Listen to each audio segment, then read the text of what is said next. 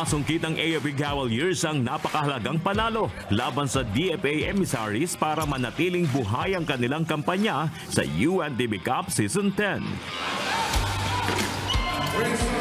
Pinagpaalam na sa liga ng AFP ang DFA sa exciting ball game na nagtapos sa final score na 98-74.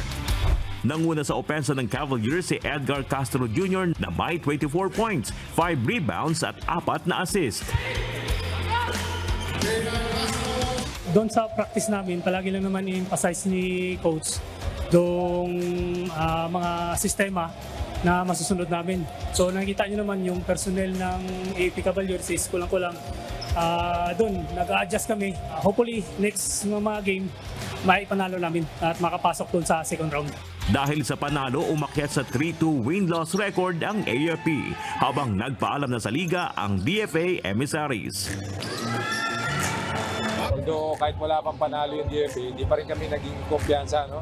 So pinagandaan pa rin namin sila, so respect namin sa kanila kasi bilog yung bola. So anytime, no, baka pwede silang pumutok. So katulad nga kanina, yung first tsaka second quarter namin struggle yung team sa defense. So nakakadikit sila. So kinausap ko na lang yung team na irespeto nila yung kalaban. No? So kaya yung third at tsaka fourth quarter, talagang gumanda na yung depensa nila. Actually, ang totoo niyan, hindi kami nakapag-practice before the game. Kasi halos lahat ng players busy na sa pamilya, sa opisina.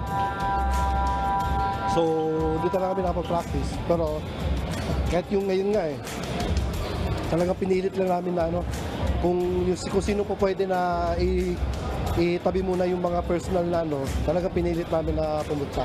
So eto, kahit pa paano naman, nakapag naman kami, binigay naman namin yung best namin sa laro.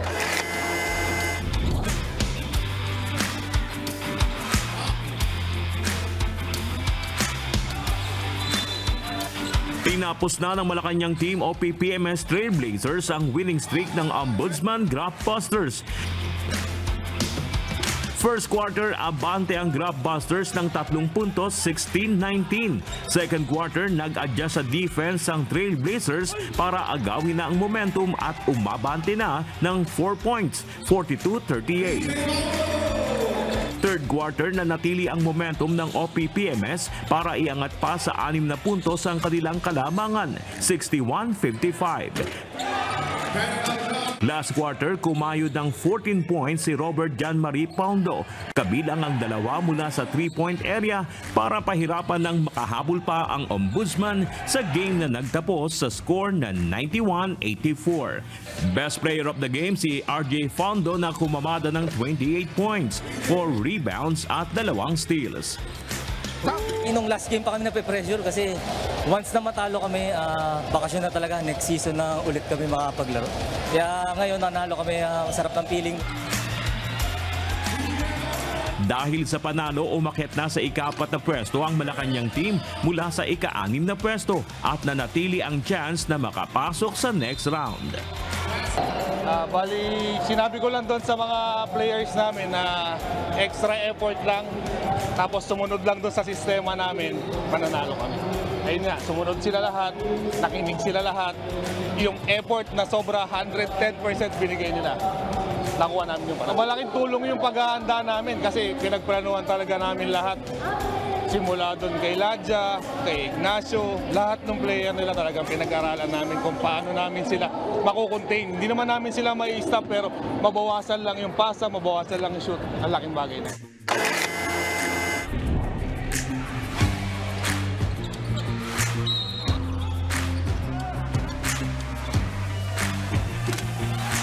Pinakain naman ang unang pagkatalo ng Department of Agriculture Food Masters ang DNR Warriors sa kanilang mainit na sagupaan.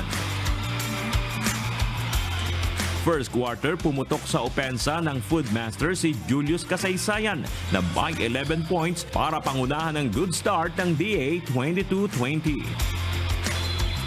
Ilang beses nag-deadlock sa tindi ng laban subalit nanatiling abante ng 1 puntos ang DA and up second quarter 40-39. Third quarter, dikdikan pa rin ang laban at palitan lang ng kalamangan. Kumayod ng 12 points si EJ De Guzman para sa DA na tinapos ang third kanto, labang pa rin ng isang puntos ang Foodmasters 61-60. Rumatsyada ng 17-0 run ang DA after 4.5 minutes sa last quarter. Dinumina ng DA ang DNR sa rebounds, assist at steals sa last 10 minutes, forcing DNR to commit 6 turnovers. Kaya naman lumobo na ang kalamangan ng DA hanggang sa maubos ang oras, 90-73. Panalo ang Foodmasters. Best player of the game si Elian De Guzman na tumikada ng 32 points. Kasama dyan ng 13 points sa fourth kanto, 5 boards sa 3 steals. Sobrang saya, nagbunga lahat ng pinaghirapan namin sa practice. And yun na-execute namin yung game plan namin. Sarap sa pakiramdam, lalo na last game namin this 2023. Preparation namin for second round. Dahil sa panalo, nakuha na ng DA ang top spot sa Group B habang nalaglag sa second place ang DNR. From Monday, Wednesday, sa Saturday, mostly po yung defensive scheme lang ginawa namin. Yung mga rotation namin sa double scheme namin, lalo kay Rivera. So, mahaba-habang preparasyon. So, alam naman namin through video, nakita namin paano sila umatake. So, ginawa lang namin, kina-counter lang din namin.